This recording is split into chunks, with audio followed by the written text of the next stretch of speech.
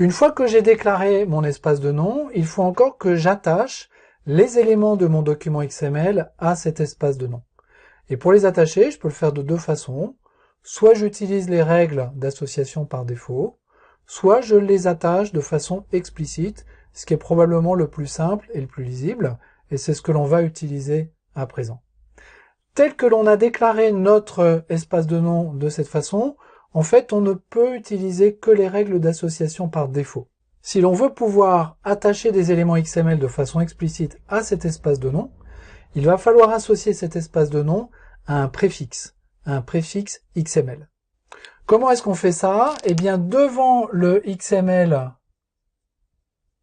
namespace que l'on a déclaré ici, on va précisément se choisir un préfixe, par exemple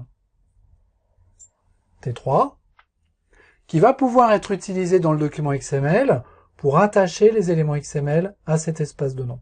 Une fois que l'on a défini ce préfixe, on peut l'utiliser par exemple sur la balise nom qui est ici, pour écrire T3 de point nom, et puis ici,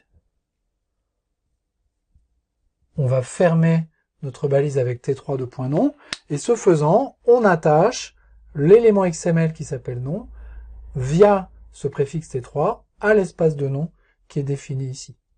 Cet espace de nom peut également s'en servir pour attacher notre élément user qui se trouve ici, T3 user, à condition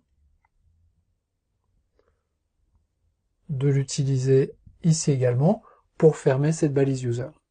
Cet espace de nom, étant donné qu'il est défini dans l'élément user, il est visible de l'élément user et de tous les sous-éléments qui se trouvent dans user. Comme user est l'élément racine, ça veut dire que cet espace de nom est visible de l'intégralité du document XML que l'on a sous les yeux.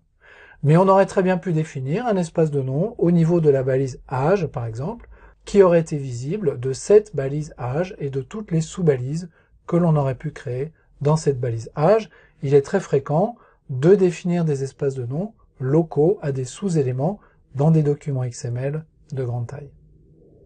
Donc, on définit un espace de nom, on l'associe à un préfixe, et ce préfixe, on peut s'en servir pour préfixer la déclaration de nos éléments XML, y compris de l'élément racine.